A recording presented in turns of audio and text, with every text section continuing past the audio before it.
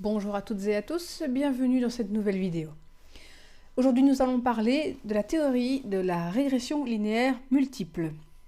Donc la régression linéaire multiple, ça veut dire que nous avons donc une régression linéaire mais avec plusieurs VI, plusieurs prédicteurs. Donc je vous invite à aller voir la vidéo sur la régression linéaire simple si vous ne savez pas vraiment comment ça se passe. C'est essentiel pour comprendre la régression linéaire multiple parce que forcément je ne vais pas entièrement répéter la théorie de la régression linéaire simple pour me concentrer plutôt sur les spécificités de la régression linéaire multiple. Donc nous avons ici comme contexte ma VD, ce sera le score obtenu au BDI. Donc le Beck Depression Inventory, c'est un questionnaire qui mesure les symptômes dépressifs. Au plus le score est élevé, au plus la personne est dépressive. Ça, c'est ma VD qui est donc quantitative. Et j'ai choisi comme 3 VI, comme 3 prédicteurs. 3 VI qui sont donc forcément toutes quantitatives. L'âge du répondant, le score de neuroticisme, donc c'est-à-dire à quel point la personne est instable émotionnellement parlant. C'est l'un des 5 facteurs de la personnalité. Au plus le score est élevé et au plus la personne est instable, émotionnellement parlant. Et enfin, le soutien social du répondant. Au plus le score est élevé et au plus la personne perçoit autour d'elle un soutien social important. Ça, ce sont donc mes 3 VI. Alors, on va donc commencer la régression linéaire multiple. Donc, la régression linéaire multiple, c'est finalement comme la régression linéaire simple, dans le sens où il y a 3 étapes. La première étape, c'est la vérification des conditions d'application. Il y a 2 conditions d'application, c'est la normalité des résidus que l'on voit ici grâce au QQ-plot. Donc on voit que tous les points collent quand même assez bien à ma ligne, donc confirmant ainsi ma distribution normale. Je rappelle que j'ai fait ce graphique sur la variable, ma VD a été transformée en ln, parce que la variable n'était pas normale, n'était pas distribuée normalement. Et du coup, c'est un problème que j'avais dû résoudre en faisant une transformation en ln. Donc, si vous ne voyez pas de quoi je parle, je vous invite à aller voir la vidéo « Que faire lorsque les conditions d'application ne sont pas vérifiées ?» comme c'était le cas à la base. Donc ici, problème résolu grâce à ma transformation en logarithme népérien. Donc la normalité des résidus est validée. Deuxième condition d'application, c'est l'homoscédasticité des résidus. Donc, pour ça, il y a... ici, j'ai 3 VI, donc j'ai 4 graphiques à faire. Un graphique par VI, plus un graphique pour les résidus standardisés avec la valeur prédite non standardisée. Donc, le principe de l'homoscédasticité des résidus, c'est que je dois avoir un comportement aléatoire des résidus, et ici, ça semble être le cas. Je ne peux pas dessiner une droite quelque part à un moment ou à un autre, une courbe ou n'importe quoi. Deuxième graphique, les résidus avec l'âge, première VI, pareil, comportement aléatoire des résidus. Troisième graphique, les résidus avec le neuroticisme, deuxième VI, idem, comportement aléatoire. Et enfin, quatrième graphique, les résidus avec soutien social du répondant, troisième VI, où de nouveau, je n'ai pas spécialement de pattern qu'on peut dégager, il y a bien un comportement aléatoire des résidus. Voilà pour les 2 conditions d'application de la régression. Je peux de ce fait passer à l'étape 2 de la régression, qui est l'analyse des résultats de la régression. Alors, la régression, lorsque vous avez une régression linéaire multiple, donc autrement dit, lorsque vous avez plusieurs VI, là, il devient important de choisir une méthode. Alors, les 2 méthodes les plus utilisées, c'est la méthode Enter, qu'on va avoir en premier, et la méthode Stepwise, dont je vous parlerai après. Alors, je vais d'abord vous montrer la méthode Enter.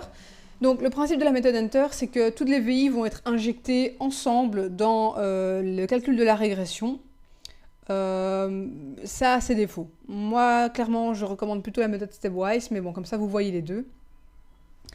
Donc ici, début de ma régression, je vois que la méthode choisie, c'est Enter. Je vois que les variables entrées, c'est neuroticisme, âge et soutien social. Je vois que ma VD, c'est le score BDI transformé en ln. Et ici, j'ai mes 3 tableaux extrêmement importants. Alors en premier, je vous conseille de regarder l'ANOVA. L'ANOVA est significative, autrement dit, ça veut dire que mon modèle est significatif. Mon modèle permet de prédire de manière significative la VD, donc le score obtenu au BDI. Ça veut dire quoi? Ça veut dire que sur mes 3 VI, il y en a au moins une qui est significative. Pas forcément les 3. Ça peut être une VI significative, 2 ou les 3. Mais en tout cas, il y a quelque chose qui se passe. Mon modèle permet de prédire quelque chose. Donc voilà pour le tableau d'ANOVA. Pour le R carré, on regarde ici. Alors, de nouveau, R carré ajusté et pas R carré. R carré ajusté, je vois que mon modèle permet d'expliquer 63,7% de la variance de la VD, donc du score obtenu au BDI. Donc c'est quand même pas mal. On est dans un beau chiffre ici de nouveau, donc a priori, bon de nouveau c'est entièrement fictif, c'est parce que j'ai créé les données moi-même qu'on a des chiffres comme ça. Donc voilà, R carré, extrêmement important de regarder. Voilà pour ces deux tableaux-là. On passe maintenant au tableau coefficient. Alors qu'est-ce qui s'est passé ici? Il y a des lignes qui se sont rajoutées. Lorsqu'on avait une seule VI, donc en cas de régression linéaire simple, j'avais juste la ligne constante pour le terme constant et la deuxième ligne qui correspondait à la seule et unique VI. Ici, vu que j'ai 3 VI, j'ai au total 3 lignes, plus le terme constant, donc 4 lignes au total. Donc, qu'est-ce qui nous importait dans ce tableau? Il y a le B, qui est donc le coefficient non standardisé des différents, du terme constant et des différentes VI. Donc, ça, c'est mon terme constant, qui est significatif, mais je rappelle que ce n'est pas important dans le cas du terme constant, parce que quoi qu'il arrive, on le prend toujours en compte lors de l'équation, et que vu qu'il n'a pas de valeur interprétative, franchement, on s'en fout. Voilà, il n'y a rien à interpréter derrière ce terme constant. Donc voilà, mon terme constant est là, il est égal à 1,413, très bien. Je vois que le soutien social du répondant est significatif. Autrement dit, grâce au coefficient, je vois que le coefficient est négatif. Du coup, je peux en conclure que le soutien social du répondant influence de manière significative et négative le score obtenu au BDI. Autrement dit, au plus le soutien social du répondant augmente, au plus le score au BDI va diminuer. Autrement dit, au plus la personne bénéficie d'un soutien important, au moins elle aura tendance à être dépressive. Deuxième VI, l'âge, non significatif, donc l'âge ne permet pas d'expliquer le score au BDI. On voit que le coefficient de pente est quasiment nul, Voilà, très proche de 0, donc en fait il n'est pas significativement différent de 0. C'est ça que la p-valeur nous dit ici. Dernière p-valeur pour le neuroticisme significatif donc.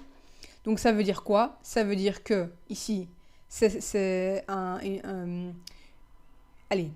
une pente positive, autrement dit le score de neuroticisme influence de manière significative et positive le score obtenu au BDI. Donc au plus le score de neuroticisme augmente, autrement dit au plus la personne a tendance à être instable émotionnellement parlant, au plus le score au BDI va augmenter également, donc le score de dépression. Voilà, donc ça c'est ce que je peux tirer comme information ici. Donc on va, grâce à ça, construire l'équation de la régression. Alors, voici l'équation de la régression linéaire multiple. Donc jusqu'à maintenant, on avait vu l'équation pour la régression linéaire simple. En fait, la régression linéaire multiple n'est pas plus compliquée, si ce n'est qu'en fait, on va rajouter à chaque fois un terme bêta pour chaque x, donc chaque VI ajouté dans notre équation. Du coup, ça va jusqu'à l'infini. Et donc, notre équation, c'est y. Donc y, je rappelle que c'est le score au BDI, ma VD, est égal à bêta 0 qui est 1,413, il me semble, si j'ai bien vu, oui. Donc ça, c'est mon bêta 0, c'est le terme constant. Voilà, je le mets tout simplement. Plus bêta 1 x1, donc plus le coefficient associé à ma première VI. Ma première VI, c'est le soutien social. Son coefficient, c'est moins 0,097, donc moins 0,097. x1 plus, alors l'âge n'est pas significatif, mais dans ce cas-ci, l'équation a été, ces coefficients ont tous été déterminés en fonction des autres. Donc, si je ne le mets pas dans mon équation, c'est pas correct. Parce que même s'il n'est pas significatif, il n'empêche on l'a quand même utilisé pour construire pour déterminer les autres valeurs Et du coup, voilà, voilà. De nouveau, l'âge n'est pas significatif. L'âge n'a pas d'influence sur le BDI, mais vu qu'il est là, il faut que je le prenne. Donc, je vais mettre plus 0,001 x2. x2, c'est donc l'âge. Et enfin, plus 0,070 fois x3. Donc là, j'ai l'équation de ma régression. Autrement dit, la valeur de y, donc le score au BDI, peut être prédit, en tout cas approximé, en faisant quoi? En faisant 1,413, donc ça c'est mon terme constant, donc ça veut dire que c'est le niveau de base. Quand tout est égal à 0, y est égal à 1,413, je vous rappelle la vidéo sur la régression linéaire simple pour ça, moins 0,097 fois x1. x1 étant, du coup, le soutien social. C'est ça. Le soutien social, donc, qui influence de manière négative. Au plus x1 augmente, donc au plus le soutien social augmente, et au plus le BDI va diminuer. Plus la variable ici, âge, qui n'a pas un énorme impact. Donc si la personne a 30 ans, on fait 0,001 fois 30. Donc ça va légèrement augmenter le score au BDI. Mais comme je vous disais, ce n'est pas significatif, mais on est obligé de le prendre vu qu'il est dans le tableau. Plus 0,07 fois x3. x3 est donc égal au score de neuroticisme du participant. Et donc, au plus ce score va être important et au plus le BDI va augmenter. Donc, si je vous dis qu'on a, par exemple, un individu qui a un soutien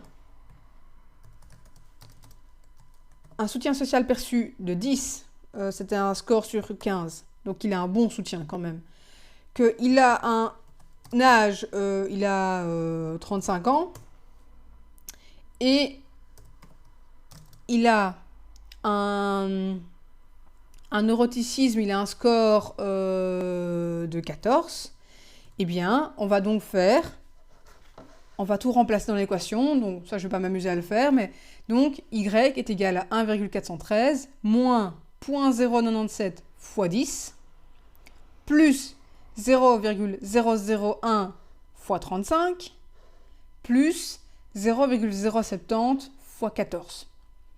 Donc cette équation, alors ça c'est un truc qui perturbe souvent les étudiants, j'ai remarqué, l'équation elle est finie quand vous avez remplacé les bêtas. C'est les bêtas qu'il faut remplacer, donc il faut garder tel quel x et y.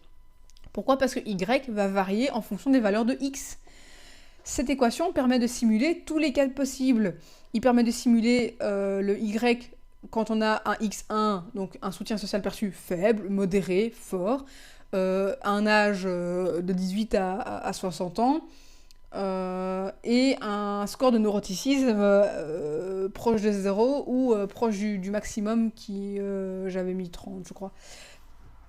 Voilà, donc ça c'est mon équation finale de ma régression. Donc si on vous donne les données d'un participant particulier en vous donnant donc ces valeurs sur la variable 1, sur la variable 2, sur la variable 3, donc vous pouvez calculer son score prédit, j'insiste bien, ce sera son score prédit naturellement, hein, il se peut que vous soyez complètement à côté de la plaque, mais en tout cas le modèle normalement vous prédit un score moyen de autant. Donc ça veut dire quoi? Ça veut dire, écoutez, je vais quand même faire le calcul. Donc ma calculette me dit que si je fais le calcul que je vous ai montré ici, j'obtiens un y prédit. Normalement, on met y avec vous savez, un accent circonflexe au-dessus, mais bon, ça c'est pas possible sur l'ordinateur. Donc, théoriquement parlant, c'est y avec un chapeau, donc un accent circonflexe au-dessus. Donc, pour cet individu qui a un soutien social de 10, un âge de 35 ans et un score neuroticisme de 14, j'obtiens le score prédit au BDI de 458. Je rappelle que cette valeur est, oui, le score BDI, mais en LN, donc forcément ça ne parle pas des masses dans ce cas-ci. Mais voilà, donc il me semble que c'est une valeur quand même relativement élevée. Donc ça veut dire quoi? Ça veut dire que donc on lui prédit ça. Ça veut dire que normalement, sur tous les gens qui répondent à ces trois conditions-là, qui ont un soutien social perçu de 10, qui ont 35 ans et qui ont un score en neuroticisme de 14, si je prends tous ces individus-là et que j'en fais la moyenne, ils devraient avoir un BDI moyen de 1,458. C'est ça que ça veut dire.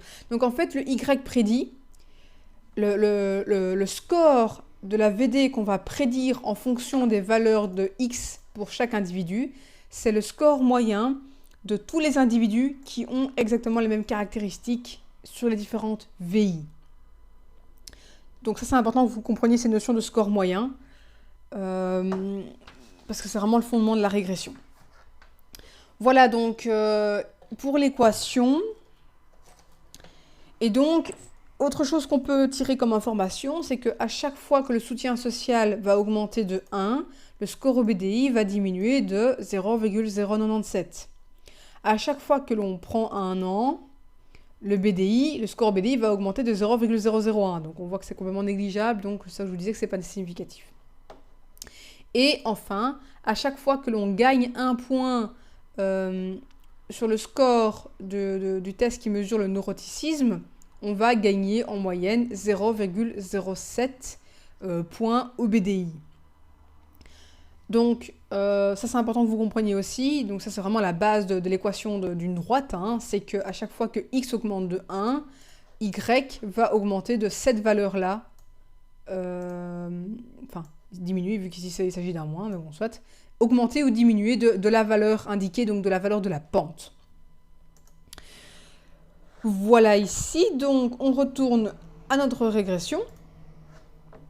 Donc je vous ai montré l'équation de la régression qui reprend donc les 4 B, bêta 0, bêta 1, bêta 2, bêta 3, même si il y en a un qui n'est pas significatif. Voilà donc pour la méthode Enter. Maintenant je vais vous montrer la méthode Stepwise. Donc ici il est marqué Stepwise, donc c'est mon autre régression. Et là en fait ce qui va se passer, la méthode Stepwise, comment elle fonctionne et pourquoi est-ce que je trouve ça mieux que la méthode Enter? En fait, la méthode Stepwise, elle va d'abord, donc j'ai 3 VI ici.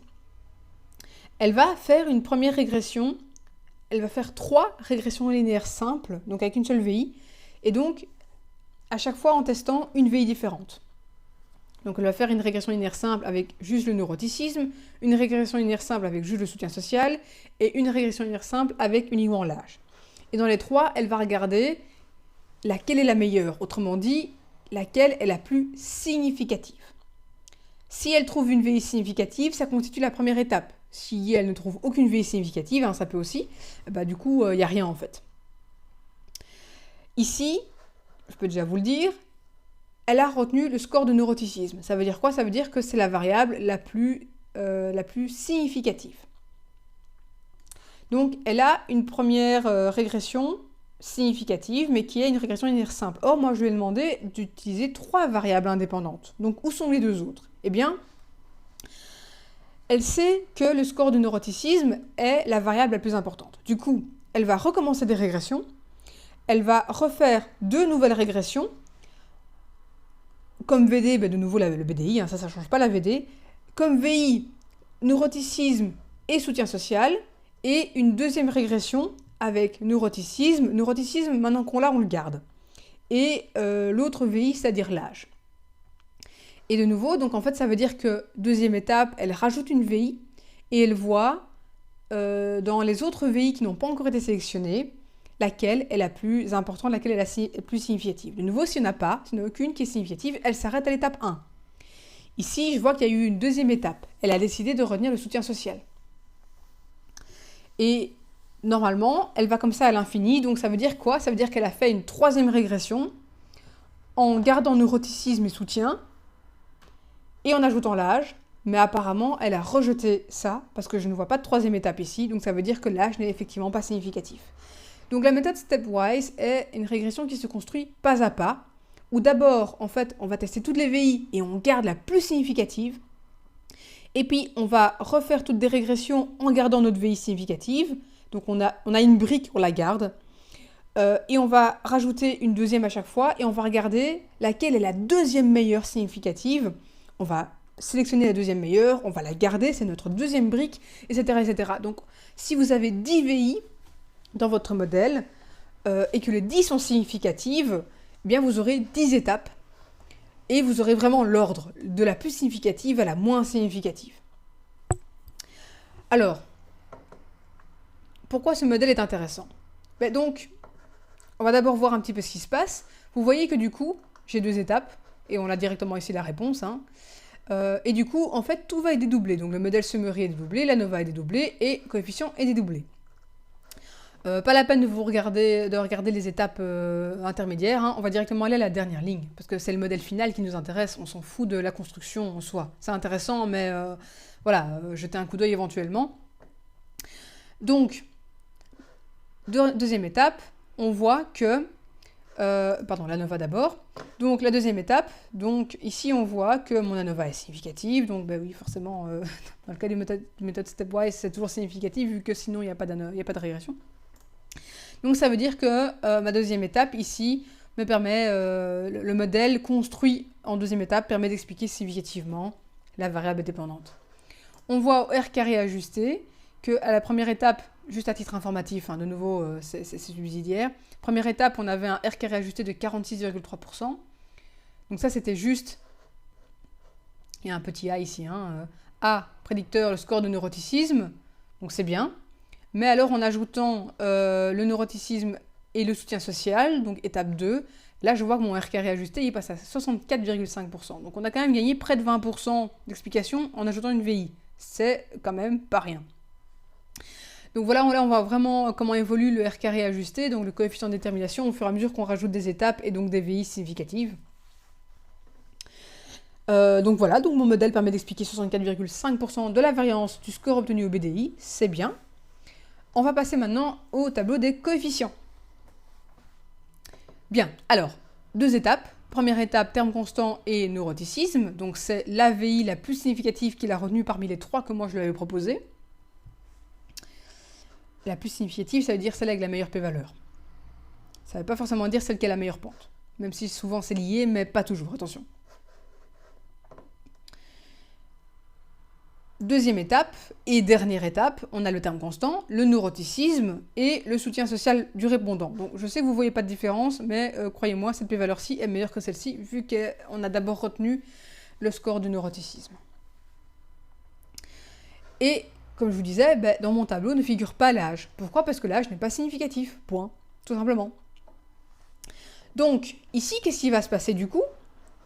On va construire notre équation, mais du coup, on ne retient que ce qui est significatif. Donc, dans la méthode Enter, vous êtes obligé de prendre l'âge dans votre équation, comme on l'a fait ici. Ça, c'était l'âge, x2. Parce qu'il n'y a rien à faire, le modèle s'était construit avec ça, même si ce n'était pas significatif. C'était une brique défaillante, mais on l'a quand même prise parce qu'elle était là. Eh bien, ici, dans notre modèle, l'équation, elle va être différente. Elle va être... Déjà, les termes ont changé forcément, ça c'est logique aussi. C'est 1,454, donc je vais la mettre juste en dessous comme ça vous voyez.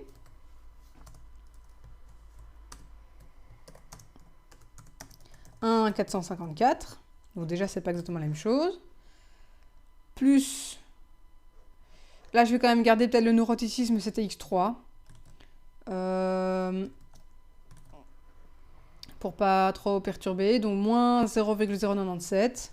En soi, l'ordre, on s'en fout. Je vais marquer 0x2. Parce que x2, dans ce cas-ci, n'est pas significatif. Donc, ça veut dire que c'est comme si sa pente était égale à 0. Et x3, c'est moins 0,97. Non. Plus 0,70. Ça, par contre, il n'a pas changé. Voilà, donc vous voyez... Alors, je sais que la différence n'est pas flagrante. J'ai mis un O, en fait. Excusez-moi. La différence n'est pas flagrante, certes. C'est surtout, en fait, le terme constant qui a changé. Mais il a changé, justement, parce que lui n'a plus cette influence-là. moi, je trouve personnellement, bon, si on devait vraiment écrire l'équation, ça on l'écrit pas, hein, c'est juste pour que vous puissiez avoir le, voilà, c'est x1 et x2. Euh, mais c'est juste pour que vous puissiez avoir le vis-à-vis. Donc ça c'est l'équation avec la méthode Enter, ça c'est l'équation avec la méthode Stepwise. Vous voyez qu'au final c'est probablement un peu la même chose. Moi je trouve ça personnellement plus clair, plus joli et plus essentiel. On va à l'essentiel de finalement ne retenir que les variables indépendantes significatives. L'âge ne joue pas un rôle significatif dans l'explication du BDI, mais pourtant quand on fait la méthode Enter on est obligé de le mettre dans l'équation. Donc, voilà une des conséquences de la méthode sur vos résultats. Et avec ceci, je pense avoir tout expliqué pour l'étape 2. Donc de toute façon, comme je vous disais, ça reste la même chose que la régression linéaire simple. On regarde le coefficient, on construit notre équation de régression en fonction de ce qui est significatif. Enfin, l'équation, de toute façon, on prend tout ce qu'il y a. Mais pour les conclusions, on voit ce qui est significatif ou non, et donc est-ce qu'il y a un impact positif ou négatif sur notre VD, variable dépendante. Voilà pour cette étape. Et alors, la troisième étape, qui est donc vérifier la stabilité du modèle. Donc, pour vérifier la stabilité du modèle, pour rappel, le modèle ne peut pas bouger si je décide d'ajouter des participants ou j'en enlève certains. On n'est pas supposé se retrouver d'un coup avec l'âge qui devient significatif et le soutien social du répondant qui devient non significatif. Si vous avez ça, ça veut dire que vous avez deux modèles totalement différents basés sur les mêmes données, ou en tout cas des données similaires. Comment ça se fait? À quoi vous vous fiez? Donc là, vraiment un souci. Alors, je vais commencer par quelque chose de plus simple, qui est en fait la collinéarité. Quand on a une régression linéaire multiple uniquement, il faut se poser la question de la collinéarité. La collinéarité mesure à quel point nos variables indépendantes, donc forcément il en faut plusieurs, à quel point elles sont collinéaires. Collinéaire, ça veut dire liées entre elles. Il n'est pas rare que des variables indépendantes soient corrélées entre elles. Si par exemple je veux prédire la dépression avec le stress, l'anxiété, la rumination, etc., il y a de fortes chances pour que ces concepts soient eux-mêmes liés entre eux. Et c'est tout à fait normal. En sciences sociales, il y a beaucoup de variables qui dépendent les unes des autres. Maintenant, elles peuvent être liées entre elles, mais elles ne peuvent pas être collinéaires. Collinéaire, ça veut dire, je veux dire entre guillemets, quasiment identiques. Des variables qui sont collinéaires, je vais vous donner l'exemple. Donc si jamais je veux prédire le BDI, donc le score de dépression, avec l'anxiété et le stress, si je vois que mes deux VI sont collinéaires, ça veut dire probablement, ça peut vouloir dire plusieurs choses, mais ça peut notamment vouloir dire que les questionnaires ne sont pas bien construits. Que les deux questionnaires en fait mesurent entre guillemets un peu la même chose, qu'il y a une confusion de ce que c'est l'anxiété et de ce que c'est le stress. C'est supposé être des concepts certes similaires, mais ce sont deux concepts quand même malgré tout différents. Donc, là ça voudrait remettre en cause par exemple mes questionnaires, la validité de mes questionnaires. Maintenant, il se peut qu'on ait parfois des problèmes de collinéarité et que c'est pas forcément le questionnaire le problème. C'est extrêmement rare, mais parfois, imaginons que vous avez mis un peu deux fois la même variable. Je n'ai pas spécialement d'exemple en tête, mais ça peut... voilà, collinéarité, ça veut dire que vos variables indépendantes sont beaucoup trop liées entre elles, voire même qu'elles se confondent. Du coup, comment est-ce qu'on détecte ça déjà? Alors, dans SPSS, j'avais demandé à inclure les statistiques de collinéarité. Vous allez regarder le VIF. Donc le VIF, il apparaît quand on le demande, quand on demande la collinéarité, le VIF apparaît dans le tableau des coefficients. Vous allez regarder le VIF et en fait, il faut vous assurer qu'aucun VIF ne dépasse. Donc on a à chaque fois un VIF pour chaque VI. Forcément, le neuroticisme a deux VIFs parce qu'il est repris dans... On a fait deux régressions, on a les résultats de deux régressions différentes. Le VIF ne doit jamais être supérieur à 10. Si c'est supérieur à 10, c'est qu'il y a un souci de collinéarité. Ici, le VIF est de 1. Ça, c'est la valeur de base. Le VIF démarre à 1. Ça, c'est pour... en fait, ici, le VIF n'a pas de sens parce que vu qu'il n'y a qu'une seule VI, Il ne peut pas y avoir collinéarité vu que la collinéarité mesure le lien entre les VI. Ici, vu que c'est une régression linéaire simple, et c'est d'ailleurs pour ça qu'on ne fait pas les statistiques de collinéarité dans une régression linéaire simple, c'est parce qu'il n'y a pas de problème de collinéarité entre les VI vu qu'il n'y en a qu'une seule. Donc ça, c'est la valeur par défaut. Et quand je vois que je rajoute une autre variable, ça a légèrement augmenté, mais 1,203, vraiment, il n'y a aucun problème de collinéarité, quoi. Voilà. Donc, ici, je n'ai pas de problème de vif. Maintenant, vu que j'ai utilisé la méthode stepwise, en fait, permet de se débarrasser de ce genre de préoccupation, parce que, comme je vous disais, généralement, quand il y a un problème de vif, en fait, qu'est-ce qui se passe? Imaginons que nous avons donc le stress et l'anxiété, et que vous avez un vif supérieur à 10. Ce qui se passe, c'est que on a plusieurs possibilités. Soit les deux variables vont être toutes les deux significatives. Ça peut arriver, mais généralement, ce sera plutôt l'inverse, c'est-à-dire qu'en fait, elles vont, entre guillemets, s'annuler, et qu'elles ne seront pas significatives, alors qu'elles permettent de prédire significativement le score de dépression. Donc en fait, si vous avez un vif trop élevé, ça veut dire quoi? Ça veut dire que vous ne pouvez pas vous fier à la p-valeur de vos VI, tout simplement. Parce que vu qu'il y a un peu un problème de confusion entre les VI, SPSS il bug un petit peu, la régression linéaire ne fonctionne pas comme il faudrait. Il y a un problème dans vos VI et il faut régler le problème avant de pouvoir regarder ici. Bon, comme je vous disais, la méthode stepwise, vu qu'on rajoute à chaque fois... Si jamais il y a un problème de collinéarité, qu'est-ce qu'elle va faire? En fait, elle va sélectionner la meilleure des deux variables et exclure l'autre automatiquement. Donc, il n'y aura pas de problème de vif. Et en fait, elle va simplement sélectionner la meilleure des deux VI. Par contre, quand vous faites la méthode enter, là, vu qu'on a toutes les VI d'un coup, il est important de regarder le vif, absolument. Parce que là, si vous avez stress et anxiété qui sont extrêmement liés et donc qui ont un vif problématique, eh bien, les deux variables problématiques vont quand même rester dans votre modèle. Et donc, potentiellement, vous devrez recommencer votre régression. Alors que de nouveau, quand vous faites la méthode stepwise, bon, j'ai demandé quand même le vif dans la méthode stepwise, mais ça ne sert à rien. Parce que justement, vu que le modèle se construit pas à pas, il va automatiquement éliminer les variables redondantes. Donc, ici, on regarde le vif, donc tout est OK. Hein, de toute façon, nos variables ne sont pas trop liées entre elles. Il n'y a pas de raison que le soutien... Enfin bon, même si ce sont des données complètement aléatoires, il n'y a pas de raison que ce soit lié entre elles. Donc, au niveau de la stabilité du modèle, on vérifie deux choses. Premièrement, la collinéarité, ou plutôt l'absence de collinéarité entre nos VI.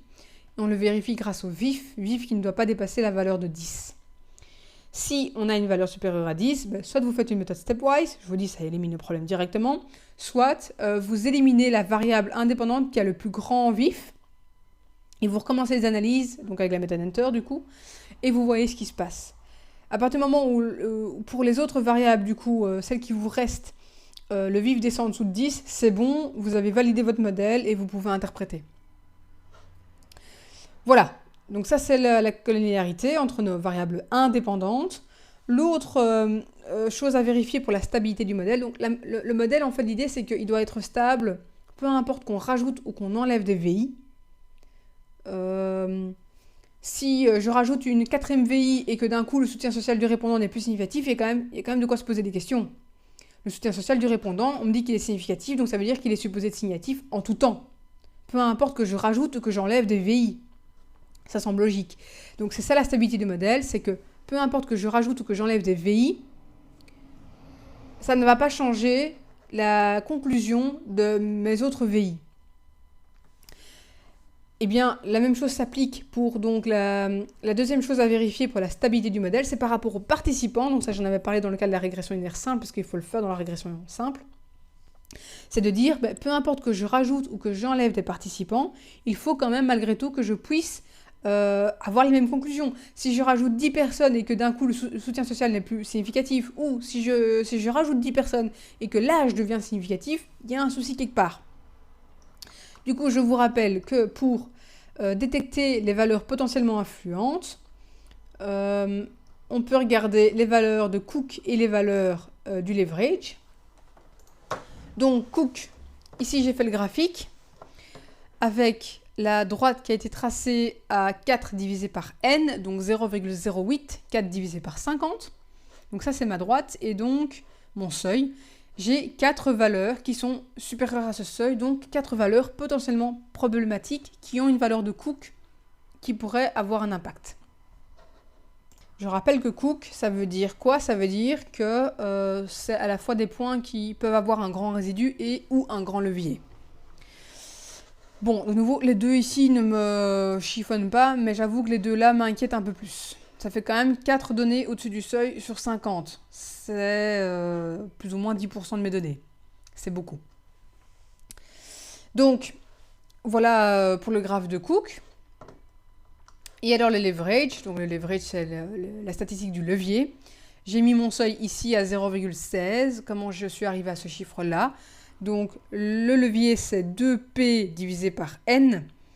2 fois P, alors P c'est le nombre de prédicteurs. Le nombre de prédicteurs c'est le nombre de VI plus 1, le terme constant. Ne l'oubliez pas celui-là. Du coup, j'ai 3 VI et un terme constant. Donc mon P est égal à 4. 2 fois 4, 8, divisé par N, 50, est égal à 0,16. Donc mon seuil est ici. Et là, je vois que je n'ai qu'une seule donnée au-dessus de ce seuil pour le leverage. Du coup, a priori, c'est pas ça qui pose problème.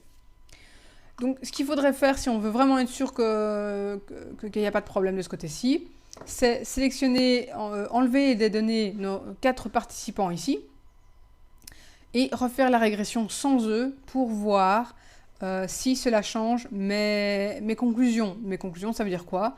Ça veut dire mon modèle, ici, si ces deux variables restent significatives et si l'âge reste non significatif.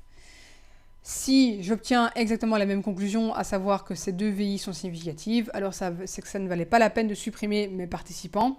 Ça veut dire que, oui, certes, ils ne sont pas idéaux, mais des valeurs extrêmes, il n'y a rien à faire, il y en a quand même, toujours. Et que même s'ils ont certes une valeur extrême, c'est pas pour ça qu'elle est influente, ou en tout cas, elle n'a pas eu d'influence négative sur ma droite, sur ma régression. Si par contre, au niveau de la significativité, ça change, que d'un coup, cette variable-ci n'est plus significative ou que l'âge devient significatif, alors là, ça veut dire que j'ai eu raison de supprimer ces données, parce que leur présence a eu des conséquences sur mon modèle et que donc mon modèle était instable. Que mon modèle, finalement, dépendait de 4 données sur 50, ce qui n'est pas normal. Du coup, je garderai le modèle obtenu sans ces données. Voilà pour la régression linéaire multiple. J'espère que c'était clair. Très belle journée à vous. Au revoir.